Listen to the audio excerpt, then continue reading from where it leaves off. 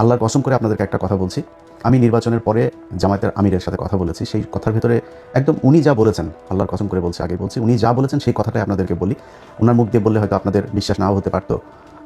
আমি ওনাকে জিজ্ঞেস করেছিলাম যে আপনারা নির্বাচনের দিন যখন সন্ধ্যার পরে বিভিন্ন কেন্দ্রে ভোট গণনা শুরু হওয়ার পরে আমরা প্রথম দিকে দেখলাম যে সবগুলো আসনে সবগুলো কেন্দ্রের ভোট যখন ফলাফল প্রকাশ হচ্ছে তখন দেখা যাচ্ছে যে দাঁড়িপাল্লার ভোট বেশি। হঠাৎ করে বিভিন্ন জায়গায় ভোট গণনা বন্ধ হয়ে গেল। নির্বাচন শেষ হয়েছে, দেশে নতুন সরকারকে অভিনন্দন জানাচ্ছি। ভোট চুরি করে হয়েছে, নো ডাউট, এটা আপনারাও জানেন, বাংলাদেশের সব মানুষ জানে, সবাই দেখেছে কীভাবে কী হয়েছে। এমনকি প্রধানমন্ত্রী তারেক রহমান তিনি যে আসনটাতে ঢাকাতে নির্বাচিত হয়েছেন সেটা নিয়েও অনেক কী বলবো যে বিতর্ক আছে, এবং সেই বিতর্কগুলোর খুব যৌক্তিক ভ্যালিড গ্রাউন্ড এখানে আছে। সো আমরা সেই বিতর্কে না যাই, যেহেতু যারা বিরোধী দলে ছিল, প্রধান বিরোধী দল এখন বাংলাদেশ জামাত ইসলামী, সে জামাত ইসলামী নিজেই আপনাদেরকে অভিনন্দন জানিয়েছে, তারা মেনেও নিয়েছে। এবং সারা দেশে অবশ্যই নির্বাচন পরবর্তী কিছু সহিংসতা হয়েছে, সেটাও যে মানুষগুলো মারা গিয়েছে সেই মানুষগুলো মারা না গেলে না যাওয়াটা খুবই খুবই আশাব্যঞ্জক হতো, এবং সেটাই প্রত্যাশিত ছিল। তারপরও মারা গিয়েছে, এক জায়গায় একজন নারী ধর্ষণের ঘটনাও ঘটেছে। এইসব বিষয়গুলো নিয়ে আমাদের অবশ্যই উদ্বেগের ব্যাপার আছে। তারপরেও এখন মোটামুটি বলা চলে পরিস্থিতি কিছুটা শান্ত। তো বিএনপির ভাইরা আপনারা অনেকের সাথে বিএনপি তো আর এই গত প্রায় সেই 2014 সালের 5 জানুয়ারি নির্বাচনের পর থেকে এখন পর্যন্ত আমি ইলিয়াস হোসেন, আমাকে আপনাদের চিনতে নিশ্চয়ই বাকি নেই। অনেক বিএনপির আমার শুভাকাঙ্ক্ষী যারা আছেন তারা বলে থাকেন যে ভাই আপনি এই নির্বাচনের আগে এসে কেন আপনি সরাসরি বিএনপির বিরুদ্ধে গেলেন, দাঁড়িপাল্লার পক্ষে ভোট চাইলেন, এটা কেন করলেন? এখন ভাই আপনাদেরকে আবার বলে রাখি, 2031 সালে বাংলাদেশে আবার যখন নির্বাচন হবে, ওই নির্বাচনে আমি দাঁড়িপাল্লার পক্ষেই ভোট চাবো, এটা আপনাদের রাখি, আগাম বলে রাখলাম। আপনি যদি মনে করেন যে বৃষ্টি যেদিকে সাঁতার সেই দিকে ধরবো, ওই চরিত্র আমার ভেতরে নাই। আপনাদের ভেতরে যদি পরিবর্তন আসে সামনে নির্বাচনে তখন দেখব, কিন্তু এই মুহূর্তে যদি আপনাদেরকে জিজ্ঞেস করি, যিনি বিএনপির খুব মানে কী বলবো যে পজিটিভ রাজনীতি যারা করেন, যারা আসলে ভারতকে অপছন্দ করেন, এই 15, 16 বছর 17 বছর ধরে, এটা তো বলার অপেক্ষা রাখে না যে বিএনপির উপরেও কী পরিমাণে নির্যাতনী আওয়ামী লীগ চালিয়েছে। তো আপনাদের চোখের সামনে ঘটেছে। আপনার দলের যিনি প্রধান আছেন তিনি এই প্রায় 20 বছর যুক্তরাজ্যে কাটাতে হয়েছে, তিনি দেশে যেতে পারেন নাই, তাকে মারা হয়েছে, তাকে হত্যার উদ্দেশ্যেই তাকে নির্যাতন করা হয়েছে। এগুলো এই বাংলাদেশে ঘটেছে। এবং বেগম খালেদা জিয়া তিনি যদি নাকি বেঁচে থাকতেন তাহলে এই নির্বাচনের এই পরের অবস্থাটা আরও অনেকগুলো সংকটের অনেক সহজ সমাধান হয়ে যেত। তো তিনিও যিনি মৃত্যুবরণটা করলেন, আমার বিশ্বাস যে তাকে তিলে তিলে মৃত্যুর মুখে ঠেলে দেওয়া হয়েছে। অনেকেই মনে করবেন যে না উনি এখন মারা গিয়েছে এই জন্য হয়তো অভিযোগ করেন, কিন্তু ওনাকে স্লো পয়জনিং করা হয়েছে। যদি সেটা করা নাও হয়ে থাকে, উনি যতদিন ধরে দেশের বাইরে চিকিৎসার জন্য যেতে চাচ্ছিলেন তাকে চিকিৎসার জন্য যেতে দেওয়া হয় নাই, অহেতুক তাকে জেলখানে আটকে রাখা হয়েছে, তাকে মৃত্যুর মুখে ঠেলে দেওয়া হয়েছে। এটা অস্বীকার করার কোনো কারণ নেই। তো এই যে নির্যাতনগুলো চলেছে, আপনাদেরকে একদম মুখ বুঝে ফেলার, মানে বিএনপির কিছু লোকজনের অবস্থা দেখলে মনে হয় যেন আমরা তাদের বিশাল আকারের শত্রু। ভাই, নির্বাচনে আপনি যদি চান কোনো প্রতিদ্বন্দ্বী আপনার থাকবে না, সবাই আপনার পক্ষে কথা বলবে, তাহলে তো হাসিনা যেরকম নির্বাচন করেছে সেই নির্বাচন হবে। আপনাকে প্রতিদ্বন্দ্বী নিতে হবে এবং প্রতিদ্বন্দ্বীদের চাইতে ভালো আপনাকে করে নির্বাচনে জয়ী হতে হবে। এটা এবার যেমন ছিল, সামনে যখন নির্বাচন হবে সেই নির্বাচনে আপনাকে মাথায় এটা রাখতে হবে।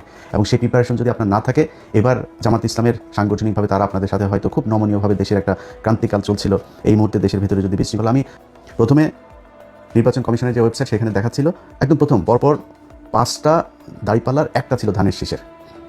তো সম্ভবত টাঙ্গাইল 5 বা কোনো একটা আসনের ফলাফল দেখাচ্ছিল যে ধানের শীষের, আর সবগুলো দাঁড়িপাল্লার। এখন এই সময় এসে নির্বাচনের ফলাফল ঘোষণা করা বন্ধ হয়ে গেল।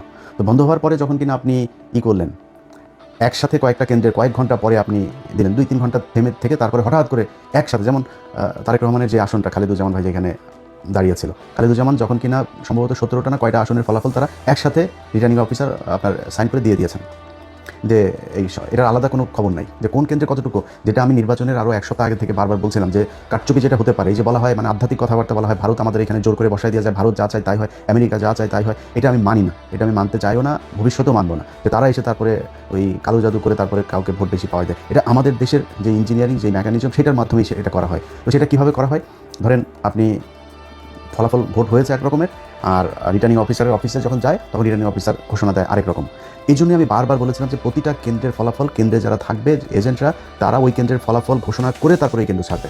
কিন্তু জামাত ইসলামের বিভিন্ন জায়গাতে এই অভিযোগটা আমি নিজেও পেয়েছি যে জামাতের, ধরেন এক জায়গায় আমি জামাতের একজনকে জিজ্ঞেস করছিলাম, এই যে কী বলে মামুনুল হকের কেন্দ্র, তো মামুনুল হক হুজুরের এই কেন্দ্রটাতে আমি 100% গ্যারান্টি দিয়ে বলতে পারি যে উনি পাস করেছেন, ববি হাজার যেখানে পাস করেন নাই, কিন্তু ওনার এখানে এজেন্ট নাই। পরে আমি জিজ্ঞেস করলাম যে এই কেন্দ্রটাতে এজেন্ট ছিল, পরে উনি খোঁজ নিয়ে আমার জানালেন যে ওইখানে একজন নারী এজেন্ট ছিল। তিনার ছোট বাচ্চা ছিল, তিনি চলে গিয়েছেন, আরেক জায়গায় একজন গিয়েছিলেন নামাজে, ওই ফাঁকে যা করা করে ফেলেছে। সো আপনাকে এই প্রিপারেশন রাখতে হবে যে এমন একজনকে দিতে হবে যে 24 ঘন্টা থাকতে পারবে, যতক্ষণ দরকার হয় এই ফল বের না হওয়া পর্যন্ত তাকে থাকতে হবে। এরকম ঘটনা নিশ্চয়ই আরও অনেক জায়গাতেই ঘটেছে। এই ঘটনাগুলোকে যাতে ঘটানো না হয় সেটা ব্যবস্থা করতে হবে। তো আমি সাহেবকে জিজ্ঞেস করলাম যে আপনারা যখন ফলাফল দেখলেন যে কয়েক ঘন্টা বন্ধ রেখে এরপরে এই ফলাফল দেওয়া হলো, হঠাৎ করে 10টা 15টা 20টা কেন্দ্রের একসাথে ফলাফল দেওয়া হচ্ছে, এই 2-3 ঘন্টা যখন বন্ধ ছিল আপনাদের নিশ্চয়ই মনে আছে চ্যানেল 24, 71 টিভি, সময় টিভি, তারপর আরও কয়েকটা টেলিভিশন আছে, এরা আপনার রেজাল্ট দেওয়া শুরু করলো কি যে সব জায়গায় বিএনপি, সব জায়গায় বিএনপি। জামাতের যে আসনগুলো আমি নিজে ধরেন যেগুলোর খবর জানছিলাম, যেমন আমার বাসায় চুয়াডাঙ্গাতে, আমি চুয়াডাঙ্গার দুটোতেই রেজাল্ট পেয়েছে যে দুটো জিতে গিয়েছে, কুষ্টিয়াতে 3টা রেজাল্ট পেয়েছে জিতে গিয়েছে, নীলফামারীতে জিতেছে, সাতক্ষীরাতে জিতেছে, যশোরে খবর পেয়েছে, কিন্তু সেগুলো রেজাল্ট দেওয়া হচ্ছে না, সেগুলো বলছে না, সব বিএনপি বিএনপি বিএনপি, এবং মানে আজগবি রেজাল্ট দিয়ে দেওয়া হচ্ছে চ্যানেল 24, তারপরে এই সময় 71 এই টেলিভিশনগুলোতে। তো আমি সাহেবকে বললাম যে আপনারা এই সময়টাতে আপনারা কোনো প্রতিবাদ করলেন না কেন? যখন দেখলেন যে আপনাদের রেজাল্টটা দেওয়া হচ্ছে ওই জায়গাতে আপনাদের উচিত ছিল। ঢাকা 8, মির্জা আব্বাস কখনোই পাশ করে নাই। মির্জা আব্বাসের এখানে কী হয়েছে সেটা বাংলাদেশের সব মানুষ দেখেছে, যে বিএনপি করে সেও জানে কীভাবে পাশ করানো হয়েছে তাকে। তো এই জায়গাগুলোতে তো আপনারা যখন দেখলেন যে ঠিক আছে ঢাকা 13 আমার শেষ, 13 পুরো এস্টাবলিশমেন্ট আপনি 14 নিয়ে যেতে পারতেন, 11 নিয়ে যেতে পারতেন, 8 নিয়ে যেতে পারতেন, এটা করা হয় নাই কেন? যেমন নাহিদের আসনে জামাত ইসলামের বিশাল প্রস্তুতি ছিল, সেখানে কিন্তু কারচুপি করার সর্বোচ্চ চেষ্টা করা হয়েছে, শেষ পর্যন্ত পারে নাই। তো এখন এইখানে এগুলোতে করা হলো না কেন? মির্জা আব্বাসের আসনটাতে সেখানে যেখানে কোনো সিল মারা নাই, এক জায়গায় কালো দাগ আছে, তারা নিজের দাগ দিয়েছে, দাগ দিয়ে তারা বলেছে যে এটা এই পেয়েছে।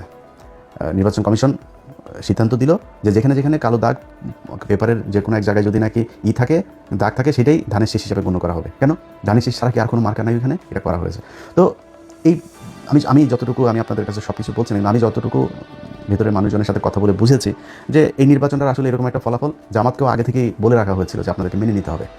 পরিস্থিতি যদি আপনাদের যায় এবং সেক্ষেত্রে যদি কোনো দেশে খারাপ একটা দিকে যায়, তখন কিন্তু আপনারা সামলাতে পারবেন না, আমসালা সব সমানে যাবে। জামাত ইসলাম মেনে নিয়েছে, ঠিক আছে, আমরা তো ভাই জামাত ইসলামের হারানোর কিছু নাই। জামাত ইসলাম আজকে বাংলাদেশের প্রধান বিরোধী দল, 32% ভোট পেয়েছে তারা, না 37% ভোট পেয়েছে তারা, বিএনপি পেয়েছে 52%, খুব বেশি পার্থক্য নাই তো এত কিছু করার পরেও। এই যে আমরা গত প্রায় 1.5 বছর, বিশেষ করে সব শেষ 6টা মাস ধরে আমরা বট বাহিনীর কথা শুনেছি। তো বট বাহিনী হলে 32% সব কি বট নাকি? ভোট কি অনলাইনে হয়েছে, ফেসবুকে হয়েছে? ভোট তো সরাসরি হয়েছে। তাহলে এই যে 37% ভোটটা পেলো জামাত ইসলাম, তাহলে এই ভোট কোথেকে আসলো? অতএব জামাত ইসলাম ভোট পেয়েছে, এবং জামাত ইসলাম যেই ভোট পেয়েছে, যদি সব বিতর্কের বাইরে যে মনে করি যে নির্বাচনটা সুষ্ঠু হয়েছে, এই সুষ্ঠু নির্বাচন হয়ে থাকলেও জামাত ইসলামের জন্য বিশাল ব্যাপার। আজকে এই 2026 সালে এসে আমরা কথা বলছি, কারণ আমাকে যদি আপনি জিজ্ঞেস করেন যে ভাই বিএনপি জিতে গেল, আমি জামাত হেরেছে, তাতে সমস্যা কি? জামাত কি সারা জীবন ক্ষমতায় থাকবে নাকি? আমি জামাতকে পছন্দ করি, জামাত সারা জীবন জামাত বিরোধী দলে যাবে, জামাত ক্ষমতায় আসবে, এটাই তো আমরা চেয়েছি।